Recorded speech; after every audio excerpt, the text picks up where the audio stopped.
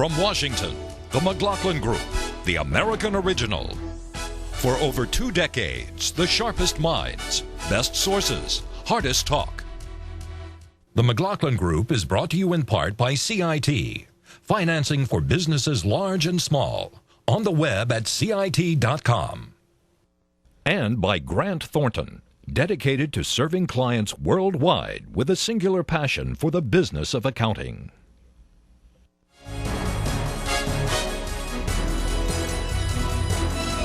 Issue 1, Black Power.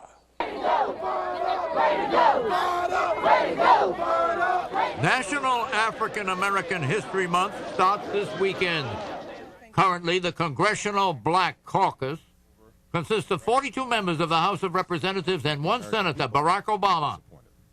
The 43 are all Democrats. Besides numbers, blacks also have status. In the House, African Americans hold 2 of the top majority leadership jobs. Majority Whip, James Clyburn, Deputy Whip, John Lewis. And blacks chair 5 House committees. Charlie Rangel, Ways and Means, John Conyers, Judiciary, Benny Thompson, Homeland Security, Stephanie Tubbs Jones, Ethics, Juanita Millender McDonald, Administration. Question, for the first time since Reconstruction, that's the 1870s, African Americans have been in a position of such political impact as they are today. This is a new epoch of black power. True or false? Well, clearly it is, John. It is a maximum amount of power in the House of Representatives, no doubt about it. But this isn't real power, in my judgment. What they have is gavels on a number of committees. Pelosi's going to run the House. Any legislation they bring up has got to get through a divided House, a divided Senate, and then go down to a President of the United States who will veto something he doesn't like. So it's not real power. If you want to know ethnicity and power in the United States Senate, 13 members of the Senate are Jewish folks who are from 2% of the population. That is where real power is at, John. Eleanor, what do you think about black power? If you define power as the ability to get something past the Senate and signed by the President, then practically nobody in Washington has any power in the current climate. I think the black members of Congress, the Black Caucus, there were 13 of them in 1969 when they formed the caucus. And now Charlie Rangel and John Conyers were there at the beginning. When you're the chairman of the Ways and Means Committee, you have a lot of power. When you chair the Judiciary Committee, you have a lot of power in terms of the hearings you're going to hold.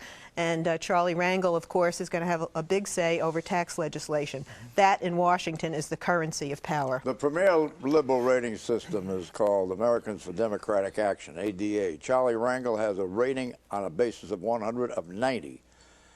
And the American Conservative Union rates him as a 4. Conyers, who's the head of the Judiciary Committee, has an ADA rating, a liberal rating of 95. He has a conservative rating of 0. So as we go down the list, there are comparable numbers for these other chairs. Now, do you take Pat's view that this is not all that big in terms of what their power is? I have a different. No, I think if you're chair of the Ways and Means Committee, chair of the Judiciary Committee. Is the Ways and Means Committee big? Of course it is. Is it the biggest of the House committees? It's the taxing, plus it takes in all the entitlements. It's a huge power. Rostenkowski was called the most powerful Pole in the world after the Pope because he was chairman of Ways and Means. So there's no question that these men, particularly the men, the women have lesser committees, but Ways and Means and Judiciary. Does the Judiciary Committee have weight? Of course it does, and it's going to have weight, particularly over the next couple of years with the White House. But look, my point is these are extremely powerful men. I don't think they're there because they're black. I think they're there because they have the seniority, and so they happen to be black, and they're in very powerful positions. But I think the issues they're going to be fighting are not going to be specifically black issues or black Hispanic or black white. I think it's going to be liberal conservative where the strength is. Are they black? Are they there because the attempt to Well, therefore, the attempt to gerrymander the districts backfired on Republicans. You remember, the form that took? It backfired on the Democrats. Right. It backfired on moderately liberal white Democrats. But the reason they're there is because they're able to, their communities vote them into office year after year, so they have more longevity than others, and as a result, the seniority system is paid off in dividends for them, as it should. You don't think that the gerrymandering attempted by Republicans did backfire on Republicans? Because now they have automatic escalators that the blacks have been able to create by reason of their being ghettoized into their own district by the Republicans. Or as Tony says, because they're Democrats. I mean, in the state legislatures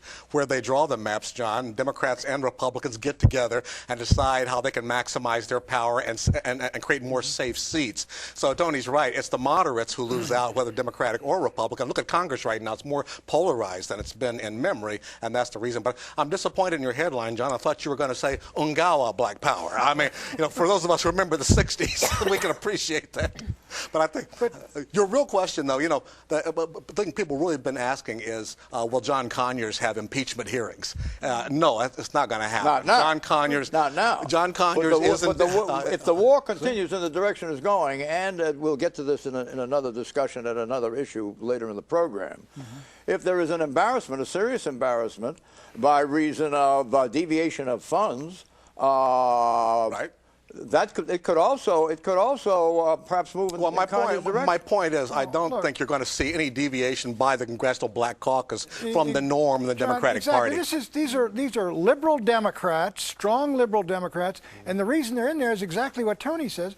They've got solid districts, just like the old Southerners used to, where they win every year almost without opposition. They got tremendous seniority, and if you take over the House, you get all the chairs. Right. It's a pretty good reflection of blacks in America, too, isn't it? Well, yeah, because they aren't all of one mind in the caucus. They've even got blue dogs in there. Well, and the Republicans tried to scare the voters, saying that Charlie Rangel was going to pass all these liberal programs. The Republicans made sure there's no money left to do anything with. That's right. Oh, he's right. He's constrained. He's already declared himself on Social Security and Medicare. Charlie can't pass anything. He's not going to go along with Bush at all. Social Security, of course not. But the Republicans killed Social Security privatization. Charlie Rangel didn't just put the last shovel full of dirt on that one. Exit question. In some U.S. locations, we've seen some fighting between blacks and Latinos. How worrisome is this, Pat Buchanan? Oh, listen, this is a hellish problem. You take L.A., the underclass is at war. The black-brown gangs, when they say Crips and Bloods together, it's got new meaning, John. It is a terrible war, frankly, in South Central and the areas of Los Angeles. Will the Latinos take over from the blacks, the largest caucus in the Congress? The Latinos in California outnumber African Americans something like 6-1 in California. The African Americans, like white Americans, are coming back over the mountains. You see that as a sweep of the country in how many years? Well, here's the thing. The trouble with the Hispanics is many of them are illegal. The ones who are illegal don't register, and the ones who register don't vote.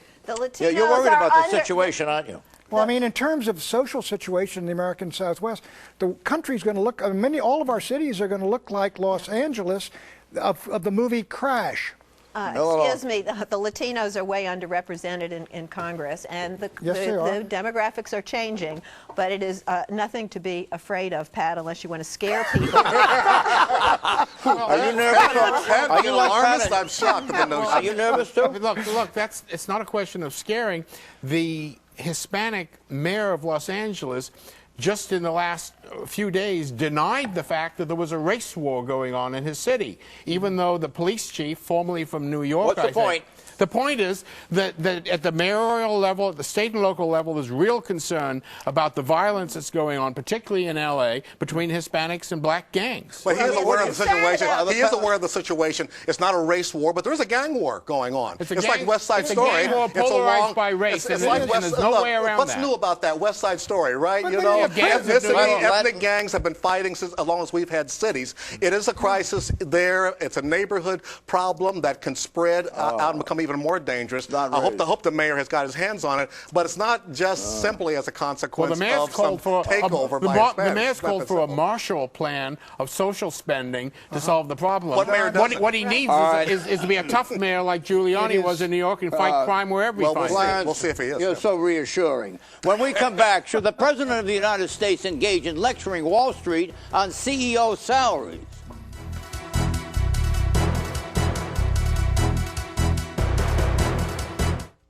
At CIT, we provide the financing to keep healthcare strong and healthy.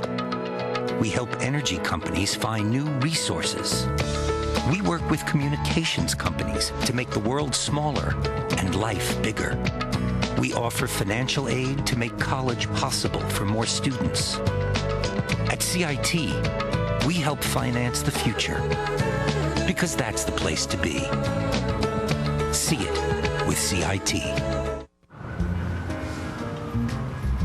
At Grant Thornton, what they do for their clients, their expertise, and their partner involvement has made them one of the largest accounting organizations in the world, with a network of member firms in 110 countries, proving that when people really love what they do, they seem to want to keep doing it. Good evening, Grant Thornton. Grant Thornton, a passion for the business of accounting.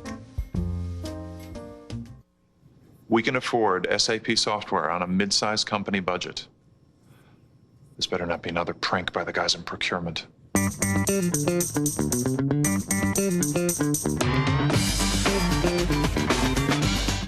So thousands of other mid-sized companies run SAP software. Does that mean I'm not the maverick nonconformist I thought I was?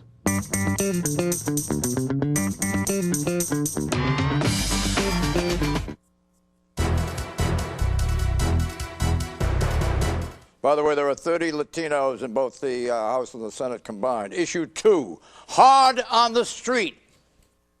America's corporate boardrooms must step up to their responsibilities. You need to pay attention to the executive compensation packages that you approve. You need to show the world that America's businesses are a model of transparency and good corporate governance. Who would believe it? A Republican president admonishing corporations on their home turf where they trade their stock. Democrats have made the issue of CEO salaries a priority, and notably Barney Frank, who chairs the House Financial Services Committee. Last month, Frank said he planned to pass a bill by the summer that would, quote, legislate greater shareholder involvement in setting CEO salaries, unquote. On Wall Street this week, President Bush appears to have co-opted the issue with this extraordinary lecture. Government should not decide the compensation for America's corporate executives. But the salaries and bonuses of CEOs should be based on their success at improving their companies and bringing value to their shareholders. Question. ExxonMobil declared this week its earnings for the calendar year 2006, $40 billion, an all-time worldwide record for profit. In light of these earnings, how much should the ExxonMobil CEO be entitled to be paid this year? I think he should give his salary back to the Treasury.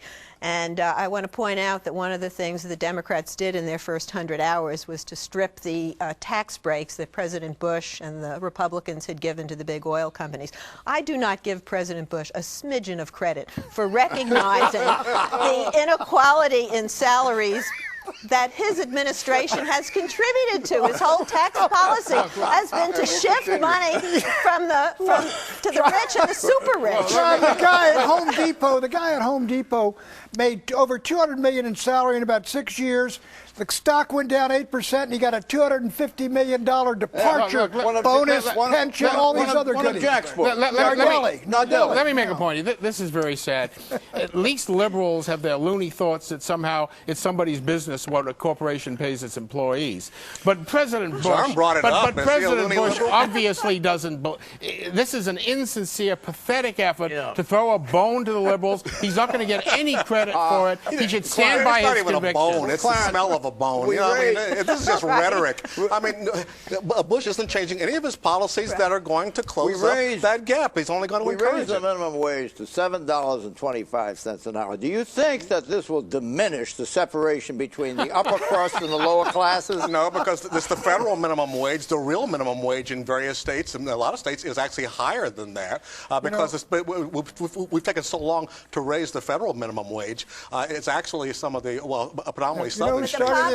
Jim Webb started this with his State of the Union, where he said the average CEO makes 400 times as much as his worker. That means he makes more in one day than his worker does in 1 year. Now, that's been challenged, but it's a very powerful statistic. How much do you think that the ExxonMobil CEO ought to be paid in the light of these $40 billion in earnings? I'd for say 1 year. 5% of the $40 billion, John. That would 5%? be about $2 billion. That's still obscene. But Tony's right. It's not the stockholders. They're putting up with this. No, I don't. Look, he ought to get a set salary, and they ought to get, if they really do well, then you ought to get a share of things. But what's going on is outrageous. What business is this of any of us to tell a corporation that they should pay their employees? It's not our business, but let me tell you, they are killing capitalism. They are killing capitalism with this nonsense. We're a country that supposedly prides ourselves on our middle class, and we have fewer people being able to get into that. And John Edwards has tapped into that populist message, and it helped elect a lot of Democrats in November. It is a strong message, and Jim Webb articulated it as well. Got a home with 28,000 square feet. I think that's how much of a populist he is. I think you may have been a little. You can believe in populism and still be rich. Eleanor, you may have been a little tough on the president. He also said this. The fact is that income inequality is real. It's been rising for more than 25 years. We have an obligation to help ensure that every citizen shares in this country's future. There you go, income inequality. He must have read this in one of the 80 books he claims he read last year. Does anybody really believe he read 80 books? Are you edified by the president's thoughts about income inequality? Let me make a political point for about the president's position right now. He understands he's weak politically. He makes the biggest mistake of his career if he thinks that trying to sell out the convictions of his base supporters is going to gain him anything with the liberal media or anyone else. He ought to stick with his convictions.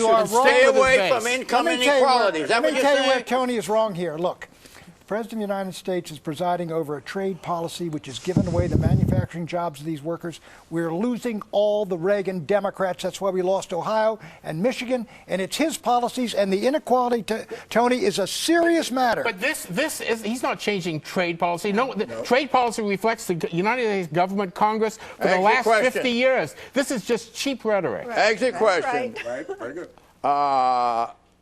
Is George W. Bush credible as a populist?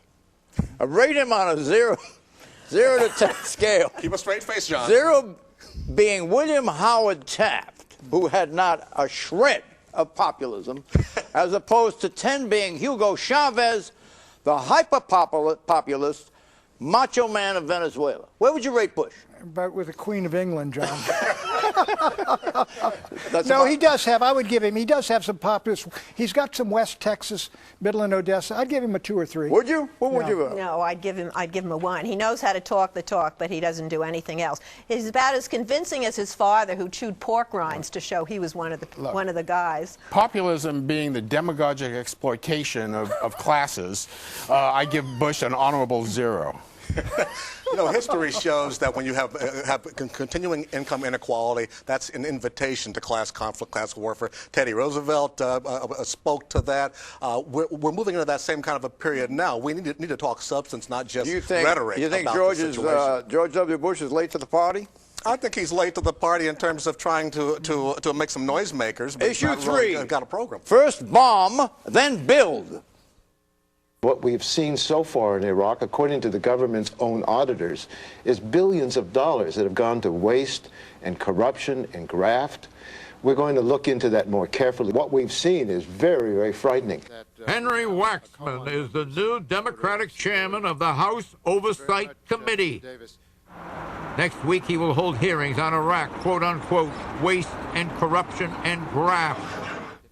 The star witness will be Stuart Bowen, the U.S. Inspector General of Iraq's reconstruction. Bowen has given testimony several times earlier. Next week, he will point to the $21 billion the U.S. has so far invested in rebuilding Iraq. That's $21 billion. He will also point to the $9 billion of that $21 billion that has been spent improperly, if not stolen outright. In fact, one former Iraqi defense minister embezzled at least $1 billion himself. Bowen says that 2006 was a quote-unquote especially bad year. Corruption in the Iraqi government, he says, is quote-unquote endemic. Question, what must Waxman do to convert his hearings into political napalm? I ask you, Pat. What does he have to do? He can't just talk about waste. People they expect that.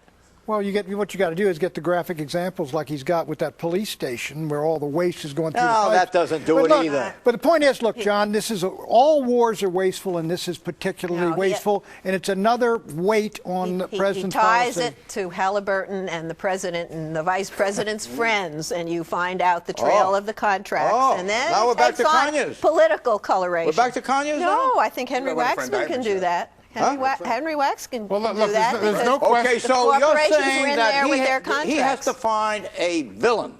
If he finds a villain, then he does what Saul Alinsky. You remember him, I'm sure. Yeah. What he said. You first of all isolate the villain, and then you freeze him. Demonize then you him. Personalize him. Then you lynch him. I thought Carl Rove said that. Look, there's no doubt. Eleanor is right that where Waxman wants to go is corruption in Washington, not corruption in Baghdad. Mm-hmm. No one cares about, everyone assumes the rest of the world's corrupt, but it's politically dynamite if they can find corruption here. That's what he wants to do, and then they'll pass it over to Conyers in the impeachment process. Got to personalize it, get those familiar names out there so people can connect the dots. Right. That's the way to do it. Get a villain. Issue 4, Biden, his tongue. Out there in the campaign trail with you and getting a chance to meet you. Senator Joseph Biden of Delaware announced this week that he is now running for the Democratic presidential nomination. And he gave an interview in which he characterized his fellow contenders, notably Barack Obama. I mean, you got the first sort of mainstream African American who is articulate and bright and clean and a nice-looking guy. I mean, that's a storybook, man. Yeah. These words have resulted in a great hue and cry. Question, did the pundits overplay this, or was it a serious fumble, do you think, Pat? I think Biden's gone. I mean, he says that last two candidates were blow-dry candidates. This is an insult to Jesse Jackson and Al Sharpton by saying this is the guy that's clean. He hit Hillary. By the way. He hit Hillary. He hit Edwards. He hit them all, John. He hit for the circuit. His presidential chances were never very high, but he's also now blown his opportunity to potentially be a Secretary of State in one of these Democratic administrations. Because he hammered all the people who might potentially win, and he has no control over his mouth. Nobody thinks that Joe Biden is a racist. Nobody. No, he's a nice guy. No, he's a good guy. So what is the conclusion one draws from this? Look, John, the fact that he will say anything that flits across his frontal lobe, so and therefore, that he is totally Joe Biden, insensitive, and that makes you really rather unfit to hold wait a minute. a high public position if you're going to be embarrassing yourself and the people around you. That the overall negative impression is that he's undisciplined. Look, there's another. I've done 2 editorials in the Washington Times this week. This is an important issue.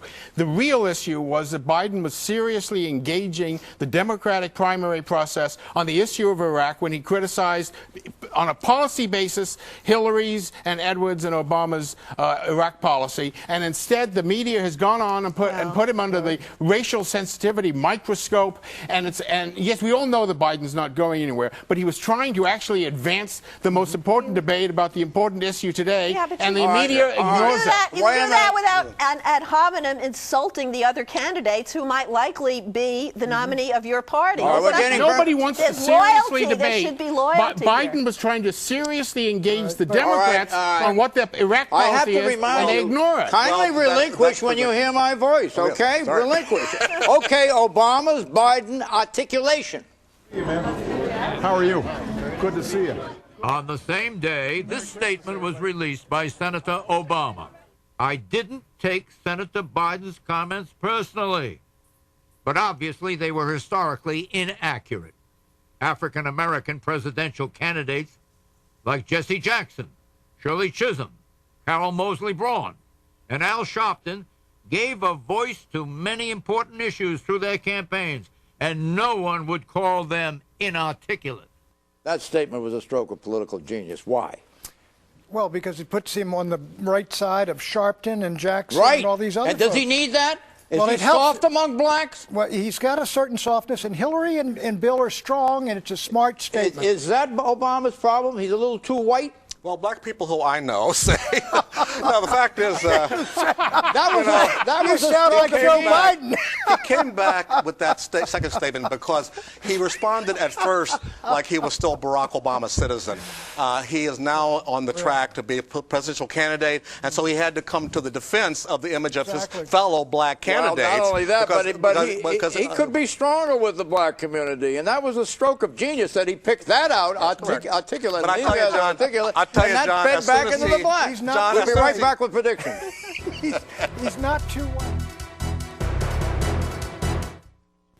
The McLaughlin Group is brought to you in part by SAP, software for great companies, not just great big companies. Learn more at sap.com/midsize. At CIT, we provide the financing to keep healthcare strong and healthy. We help energy companies find new resources. We work with communications companies to make the world smaller and life bigger. We offer financial aid to make college possible for more students. At CIT, we help finance the future because that's the place to be. See it with CIT. The world's demand for energy will never stop, which is why a farmer is growing corn, and a farmer is growing soy, and why ADM is turning these crops into biofuels. The world's demand for energy will never stop, which is why ADM will never stop. We're only getting started. ADM, resourceful by nature. We can afford SAP software on a mid-sized company budget. This better not be another prank by the guys in procurement.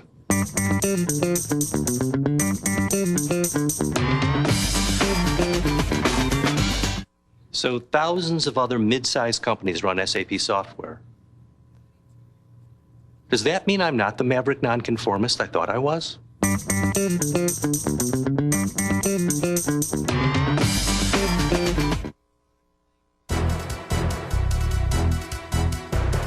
The groundhog did not see its shadow. Another victory for McLaughlin. Bye-bye.